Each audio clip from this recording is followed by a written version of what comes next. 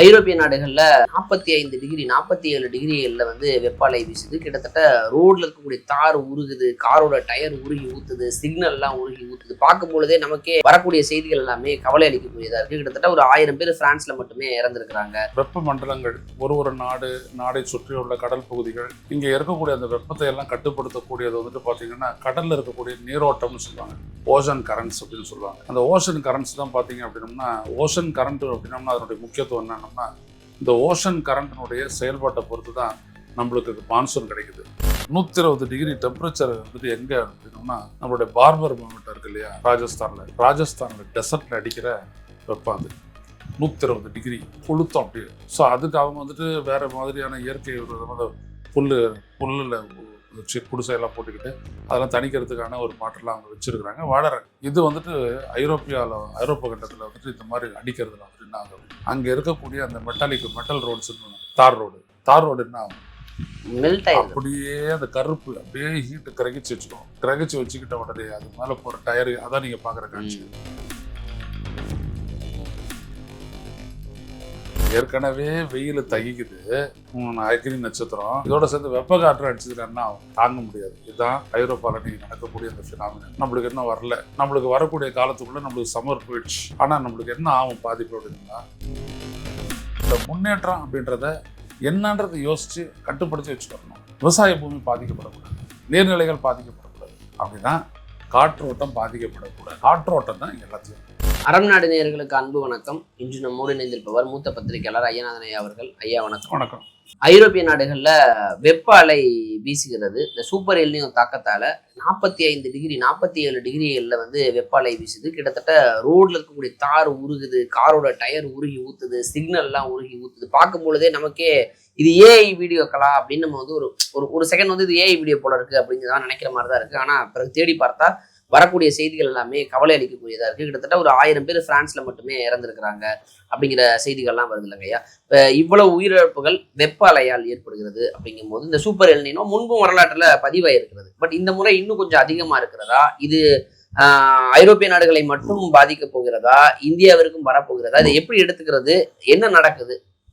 ஒட்டுமொத்த வெப்ப மண்டலங்கள் நாடை சுற்றியுள்ள கடல் பகுதிகள் இங்கே இருக்கக்கூடிய அந்த வெப்பத்தை எல்லாம் கட்டுப்படுத்தக்கூடியது வந்துட்டு பார்த்தீங்கன்னா கடலில் இருக்கக்கூடிய நீரோட்டம்னு சொல்லுவாங்க, ஓஷன் கரண்ட்ஸ் அப்படின்னு சொல்லுவாங்க. அந்த ஓஷன் கரண்ட்ஸ் தான் பார்த்தீங்க அப்படின்னம்னா, ஓஷன் கரண்ட் அப்படின்னம்னா அதனுடைய முக்கியத்துவம் என்னன்னா, இந்த ஓஷன் கரண்டினுடைய செயல்பாட்டை பொறுத்து தான் நம்மளுக்கு மான்சூன் கிடைக்குது. நம்மளுடைய மான்சூன் ரெயின் நம்ம சொல்கிறோமே, தென்மேற்கு பருவமழை இப்போ பெய்ய வேண்டியது இப்போ ஃபெயிலியர் ஆகிடுச்சு. ஃபெயிலியர் ஆகல, ரொம்ப கொச்சமாக பெய்யுது. இப்போ தான் மும்பையிலலாம் பெஞ்சிட்டு அப்படியே வருது, கொங்கன் கோஸ்ட் வழியாக வருது. இன்னொன்று வந்துட்டு பார்த்தீங்கன்னா வடகிழக்கு பருவமழை நம்மளுக்கு ஐப்பசி கார்த்திகையில் அந்த 2 மாதங்களில் பெய்யக்கூடிய அந்த மழை, இதெல்லாம் வந்துட்டு பார்த்தீங்கன்னா அந்த வெப்ப நீரோட்டத்தினுடைய விளைவாக வரக்கூடியது தான்.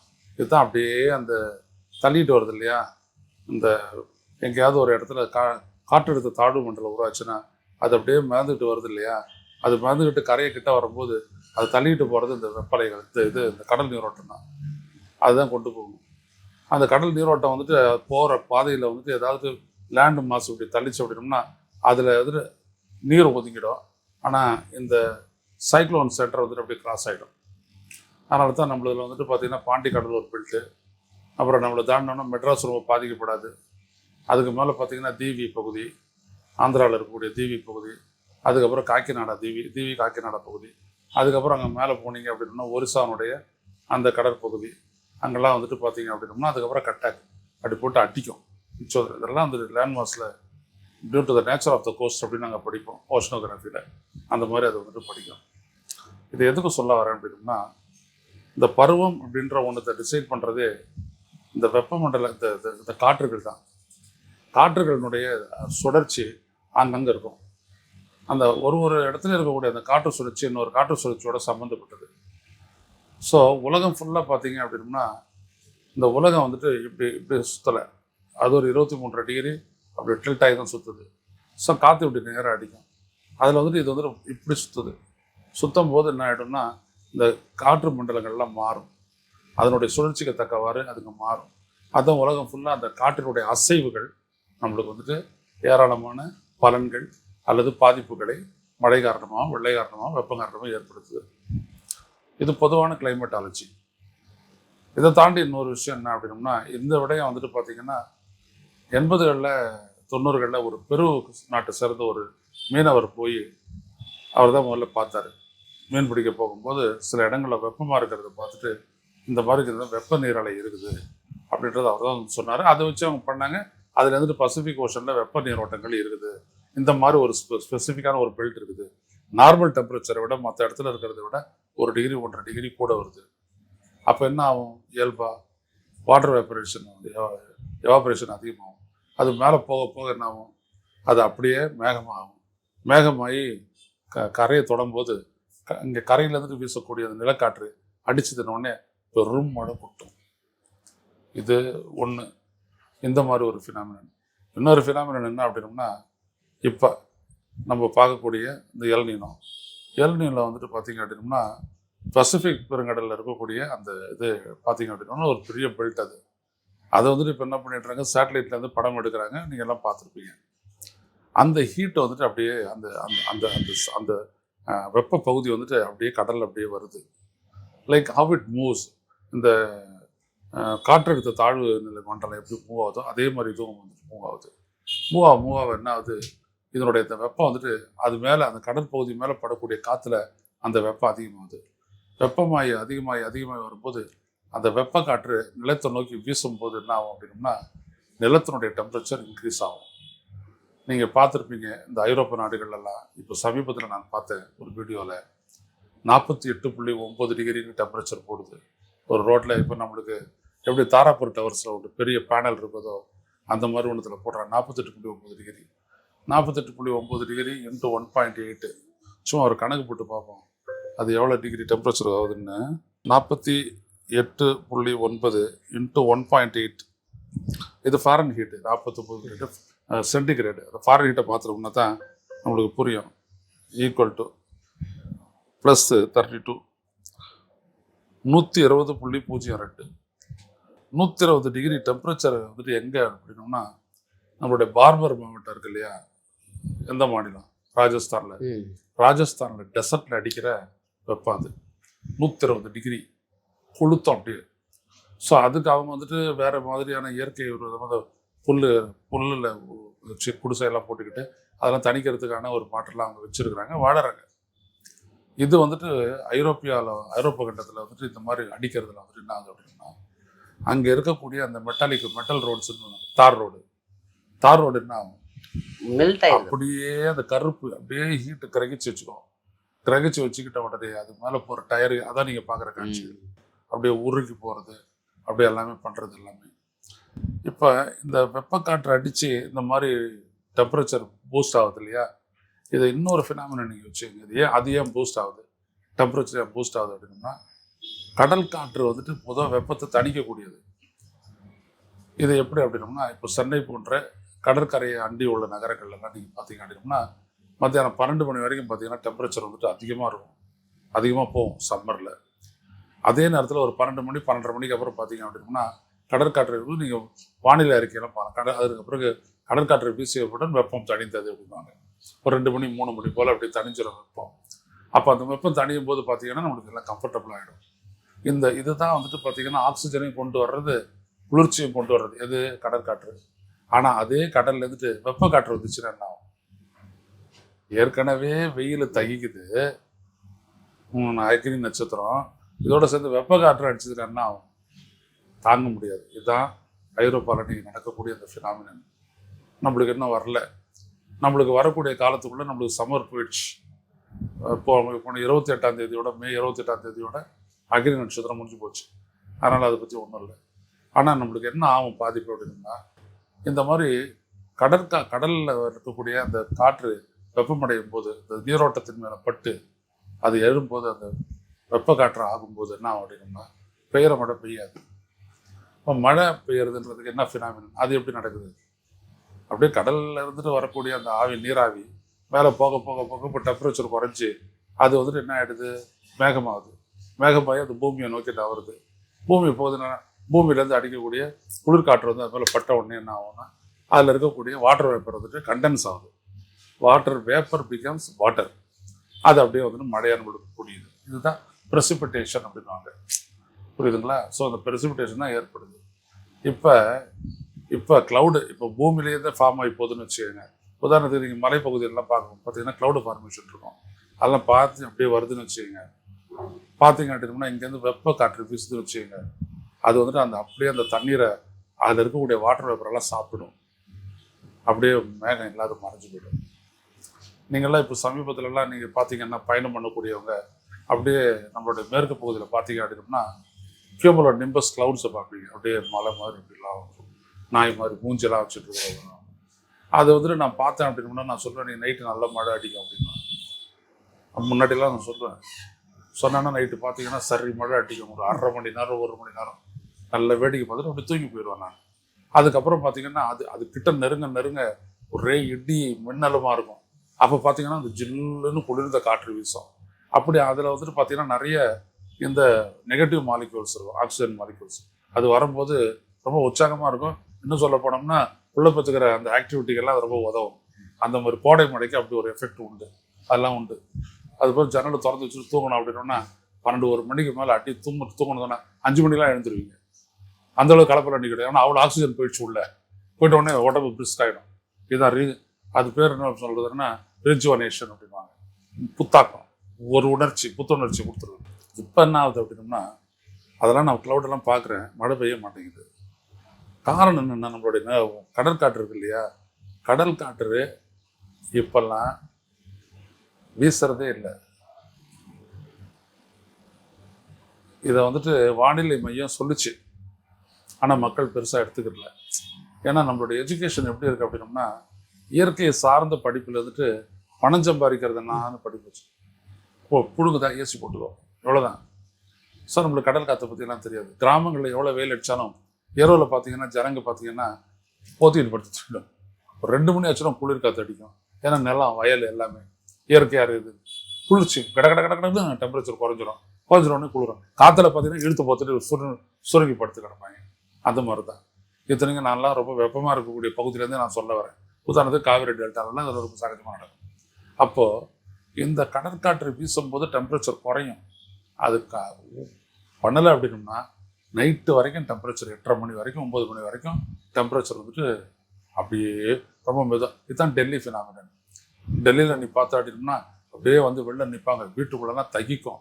அப்போ வந்துட்டு அவங்க வந்துட்டு ஒரு காற்று ஒன்று சொல்லுவாங்க, ஒரு காற்று சுழற்சி மேலேருந்து கீழே வரும். அதுக்கு அவங்க ஒரு பேரே வச்சுருக்குறாங்க.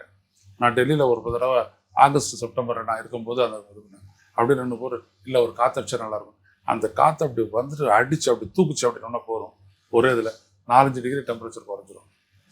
இப்போ நம்மளுக்கு வந்துட்டு வேலி விண்ட்ஸ்னு சொல்லுவோம் இல்லையா, நம்ம ஊட்டிக்கு கீழே இருக்குது, அது நீலகிரிஸ்க்கு கீழே இருக்கு இல்லையா, இங்கேருந்து நம்ம போகிறோம் மேட்டுப்பாளையம் அதே மாதிரி இந்தாண்ட சேலம், இந்த மாதிரி இடங்கள்லாம் நீங்கள் போனீங்க என்னென்னா இன்னும் நம்மளுடைய தேனி பகுதிகளெலாம் போனீங்கன்னா அந்த நைட்டில் ஆச்சுன்னா அந்த வேலி விண்டு டெசன்ட் ஆகும். பார்த்தீங்க அப்படின்னா அந்த குளிர்காற்று அப்படியே இறங்கும்போது பார்த்தீங்கன்னா நடிக்கிடும். அப்படியே அந்த மாதிரி ஒரு குளிர்காற்று அடிக்கும். அந்த குளிர்ச்சி வந்துட்டு டெம்பரேச்சர் குறைச்சோம். இப்போ நம்மளுக்கெல்லாம் வேலி விண்ட்ஸ் எல்லாம் எதுவும் கிடையாது. சில நேரங்களில் அப்படியே வரும், அந்த காற்றெல்லாம் வரும்போது அப்படின்னா நிலக்காற்றுன்னு ஒன்று உண்டு, இரவில் அடிக்கும். அந்த நிலக்காற்று இரவில் வரும்போது தான் பார்த்தீங்கன்னா எங்கன்னா மழை பெஞ்சதுன்னா இங்கே ஜில்லுன்னு காற்றடிக்கும். எங்கேயோ மழை பெய்யுது அப்படின்வாங்க பெரியவங்களாம். அந்த மாதிரி அதில் சில நேரங்களில் பார்த்தீங்கன்னா சில்லுன்னு ஏதோ உடம்புல படுற மாதிரி இருக்கும். மூஞ்சில் ரொம்ப சென்சிட்டிவாக இருக்கிறதுனால சில்லுன்னு படுற மாதிரி இருக்கும். இவ்வளோத்தையும் எல்னினோ சாவடிச்சிடும். ஏன் அப்படின்னா அந்த கடல்லேருந்து அடிக்கக்கூடிய அந்த இதில் வந்துட்டு ஜஸ்ட் அது 1 to 1.5 டிகிரி டெம்பரேச்சர் வந்துட்டு அவ்வளோ பெரிய எஃபெக்டை காற்று மண்டலத்தில் ஏற்படுத்துது. அதுவே கொஞ்சம் டெம்பரேச்சரை வந்துட்டு 2-3 டிகிரி ஆக்கிடுச்சினோம்னா அது சூப்பர் எல்னினோ. அதாவது பயங்கரமான தாக்கம் உடையவர். இப்போ அவர் வரும்போது நம்மளுக்கு மழை இருக்காது. இப்போ வந்து ஐரோப்பிய நாடுகள்ல ஹீட் வேவ், அதில் வந்து பலர் இறந்து போகிறாங்க. ஏசி வாங்குறதுக்கு அந்த எல்லாம் ஓடுறாங்க, பார்க்க முடியுது. அந்த அளவுக்கு ஒரு நிலைமை மோசமாக இருக்கு. இப்போ ஐரோப்பிய நாடுகளில் வந்து குளிர்ந்த பகுதியாக இருக்கும், இந்த மாங்கெல்லாம் குளிர்ந்து பனி ஸ்னோலாம் இருக்கும் அப்படின்னு எதிர்பார்த்தா இந்த அளவு ஹீட் இருக்காங்கிறது எல்லாருக்குமே சர்ப்ரைஸாக இருக்குது. இப்போ இந்த சூப்பர் எல்னினோனால இந்தியாவில் என்ன மாதிரியான ஆபத்து இருக்க போகுது? ஏன்னா இப்போ விவசாயம் பாதிக்கும். இப்போ இதே தான் 2015-16 இந்த எல்னினோட தாக்கம் இருந்தபோது அந்த வெள்ளம் பாதிப்பும் நம்ம ஃபேஸ் பண்ணுவோம்ல. இப்போ அதற்கான சான்சஸ் இருக்கா? அப்போ இந்தியாவிற்கு ஒரு ஆபத்து காத்திருக்கிறது, தமிழ்நாட்டுக்கு ஒரு ஆபத்து காத்திருக்குங்கிறத எடுத்துக்க முடியுமா இருந்து? அதாவது எல்னினோ லா நீனா அப்படின்னு 2 விஷயம். சும்மா அது படிங்க, சும்மா தாராளமாக படிங்க. நான் வந்துட்டு கிளைமேட்டாலஜி படிச்சிருக்கிறேன், ஓஷனோகிராஃபியும் படிச்சிருக்கிறேன். அதனால் என்னால் கிராஸ் பண்ணிக்க முடியும் ஈஸியாக. நீங்கள் எல்லாரும் படிச்சிங்கனாலும் புரிஞ்சுக்குவீங்க. பொதுவாக பார்த்தீங்கன்னா மேரிடைம் இன்ஃப்ளூயன்ஸ் அப்படின்வாங்க. மேரிடைம்னு என்னது? லேண்ட்மாஸுக்கு பக்கத்தில் இருக்கக்கூடிய வாட்டர் பாடி. இப்போ உதாரணத்துக்கு நீங்கள் அப்படியே பயணம் பண்ணிக்கிட்டே இருப்பீங்க, திடீர்னு பார்த்தீங்கன்னா ஒரு ஏரி வரும். அந்த இடத்துக்கு நீங்கள் போகும்போது பார்த்தீங்கன்னா கார் காற்று கதவு திறக்கும், ஜில்லுன்னு காற்றுடிக்கும். ஏன்னா அந்த காற்று அந்த வாட்டர் சர்ஃபேஸ் மேலே அப்படியே பட்டு வீசும்போது அதனுடைய டெம்பரேச்சர் குறைச்சிரும். ஸோ அது மூஞ்சில் அடிக்கும்போது அப்படியே இருக்கும். அதனால தான் இந்த பிக்னிக் எல்லாம் பார்த்தீங்க அப்படின்னோம்னா அந்த ஏரி கரைக்கெல்லாம் போகிறது அந்த காலத்துலேருந்தே உண்டு. அப்படிலாம் போவாங்க. ஆத்தங்கரை இது மாதிரி இடத்துலலாம் ஜில்லுன்னு காற்றடிக்கும். இதெல்லாம் நீங்கள் வந்துட்டு பார்த்துருப்பீங்க. ஸோ அந்த காற்று அந்த கடல் நீரில் பட்டு இப்படி லேண்டில் வீசும்போது தான் குளிர்ச்சி ஏற்படுறது, வெப்பம் குறையிறது, எல்லாம் கம்ஃபர்டபுளாக ஆகிடுறது. அந்த காற்றே அடிக்கலைனாலே கஷ்டமாக இருக்கும். டெம்பரேச்சர் இன்க்ரீஸ் ஆகிடும். வெப்ப காற்று அடிச்சதுன்னா கதை கிழிஞ்சிருச்சு. இதுதான் இப்போ வந்துட்டு யூரோப்பில் நடக்குது. இது நம்மளுக்கு என்ன மாதிரியான ஏற்பாடு அதுவும் அப்படின்ட்டு இந்த லேண்ட் மாஸ்லேருந்துட்டு சீலேருந்துட்டு வரக்கூடிய அந்த ஆட்டோன காற்று நம்மளுக்கு பெய்யக்கூடிய மழை அளவு வந்துட்டு பயங்கரமாக குறையும். ரொம்ப ரேராக தான் நம்மளுக்கு மழை பெய்யும். இப்போ நீங்கள் பார்த்தீங்கன்னா கூட வானிலை மையம் சொன்னோம், சென்னை, திருவள்ளூர், காஞ்சிபுரம், செங்கல்பட்டு ஆகிய இடங்களில் அடுத்த 2 நாட்களுக்கு ஆங்காங்கே மழை பெய்யும் அப்படிலாம் சொல்லுவாங்க. பல இடங்களில் பெய்யவே பெய்யாது. ஆமாம், இவங்க சொன்னாங்கன்னா இப்படி தான் அப்படின்னுவோம். But go deeper into it. அதனுடைய ஆழமாக நீங்கள் போனீங்க அப்படின்னா, நாங்கள் கிளைமேட்டாலஜி படிக்கும்போது முதல் வார்த்தை என்னென்னா, climate is a phenomenon. Phenomenon என்ன? நீ அதை அறுதிட்டு கூற முடியாது. அதனுடைய பிஹேவியர் எப்படி வேணாலும் மாறும். மாறக்கூடிய ஃபேக்டர்ஸ்னா ஏகப்பட்டது இருக்குது. அதில் ஒரு ஃபேக்டர் எழுதினோம், பெரிய ஃபேக்டர் அது. ஸோ இது வரும்போது என்ன ஆகிடும் அப்படின்னா, அந்த வெப்பக்காற்று அடிக்கும்போது மழை அளவு குறையும். மழை அளவு குறைஞ்சதுன்னா என்ன ஆகும்? விவசாயம் பண்ண முடியாது, குடிக்கிறதுக்கு தண்ணி இருக்காது. இதான் அதனுடைய எஃபெக்ட். இது ஒரு இடத்துல இப்போ பார்த்தீங்கன்னா அருணாச்சல பிரதேசம் போன்ற இடங்களில் பார்த்தீங்கன்னா கடந்த 2 நாளாக கொட்டுது மழை. அப்படியே ஒரு பிரிட்ஜை அடிச்சுக்கிட்டு போயிடுது. அங்கே எல்னினோனுடைய வேலை வேறு மாதிரி இருக்குது. ஏன்னா அது வந்துட்டு உயர் பகுதி. அருணாச்சல பிரதேசன்றது என்னது? கடல் மட்டத்திலிருந்து கொஞ்சம் நல்ல நல்ல நல்ல உயரத்தில் இருக்குது. கொஞ்சம் உயரம் அப்படின்றது பெங்களூர். இதெல்லாம் ரொம்ப உயரம் இருக்கிறது. 4000, 5000, 7000, 8000 அடி உயரம் இருக்குது. அங்கே இருக்கக்கூடிய பனிப்பாறைகள்லாம் உருகும் போது அது எதிராக வெள்ளம் இருக்கும். இப்போ நீங்கள் பார்த்தீங்கன்னா அன்னைக்கு வந்துட்டு ஒரு ஒரு கப்பலில் போயிட்டே இருக்கிறாங்க. லிட்டரில் வந்துட்டு அப்படி பெரிய ஒரு பனிப்பாறை, பெரிய பனிப்பாறை, நல்ல ஒரு எல்ஐசி கட்டணம் மாதிரி உயரமானதுன்னு வச்சுக்கோங்க. அது அப்படியே இதாகி அப்படியே பொத்துன்னு விழுது கப்பலுக்கு முன்னாடி. ஸோ இந்த மாதிரி நம்மளுடைய ஹிமாலயன் கிளேசியர்னு சொல்லுவாங்க. கிளேசியர்னா என்னது? பனிப்படலம். அந்த பனிப்படலம் வந்துட்டு உருகி தண்ணி அதுதான் உருகி அப்படியே வந்துட்டு ராவி, பியாஸ், சட்லாச்சி, சிந்து நதி அது இதெல்லாம் வருது, நம்மளுக்கு நதியாக வருது, போய் பாயுது. அங்கே பார்த்தீங்கன்னா அந்த பகுதிக்கு நீங்கள் போனீங்கன்னா தெரியும். அங்கங்கே இருக்கக்கூடிய பனிகள்லாம் வந்துட்டு பார்த்தீங்கன்னா கீழே இருந்து தண்ணி வரும். என்ன அப்படின்னா அந்த ஹீட்டில் உருகி தண்ணி சல ரொம்ப கண்ணாடி மாதிரி இருக்கும் அந்த தண்ணி. அப்படியே எடுத்துக்கிட்டதெல்லாம் குடிச்சிடாதீங்க, பல்லுலாம் சொத்தையாக போயிடும். அதை நீங்கள் பார்த்தீங்கன்னா அப்படியே அங்கே டெம்பரேச்சர் அதிகம் போகும்போது ஜஸ்ட் ஒரு 0.5 டிகிரிஸ் டெம்பரேச்சர் சர்ன்னு தண்ணி இதாகும். அப்போ பார்த்தீங்கன்னா ராவி, பியாஸ், சட்லஜ், அது கங்கை எல்லாத்துலேயும் வந்துட்டுனா வெள்ளப்பெரு இருக்குது, பெரிய அளவு தான் ஆகும். அது நாளுக்கு நாள் என்ன ஆகுது அப்படின்னா அங்கே இருக்கக்கூடிய அந்த பனிப்படலம் வந்துட்டு குறைய ஆரம்பிக்கும். இது வெஸ்டர்ன் யூரோப்பில் பார்த்தீங்கன்னா அந்த ஷீட் பெரிய பெரிய அங்கே இருக்கிறது மலைப்பகுதி என்னது? ஆல்ப்ஸ் நதியின் மலையின் உயரத்தில் அடங்கிய நைல் நதி அப்படிலாம் சொல்ல பாடுறாருல சிவாஜி.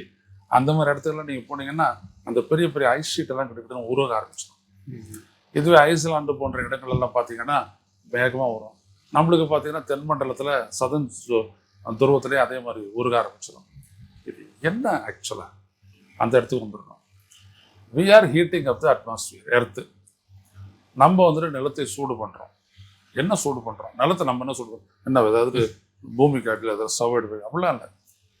பூமிக்கு ஆழத்தில் புதைஞ்சிருக்கக்கூடிய நம்மளுக்கு தெரியும் பூமியினுடைய நடுப்பகுதி.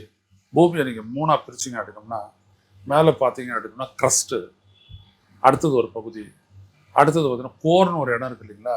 அது வந்துட்டு பார்த்தீங்கன்னா ஃபுல்லாக ஹாட் மாஸ் தான். இப்போ நல்லா தானே இருக்குது, நம்மளால மேலே தானே உட்காந்துட்டு இருக்கிறோம். திடீர்னு ஒரு இடத்துல பார்த்தீங்க அப்படின்னோம்னா எங்கேயாவது ஒரு இடத்துல எரிமலை அப்படின்னு சொல்லிட்டு அப்படியே எரிமலை கொதிக்கும். அப்படியே குழம்பு அப்படியே வரும். இருக்கிறதெல்லாம் அப்படியே எரிமலை தான், நெருப்பு தான் அப்படியே போகும். அது எவ்வளோ இடத்துல நீங்கள் பார்த்துருக்கீங்க.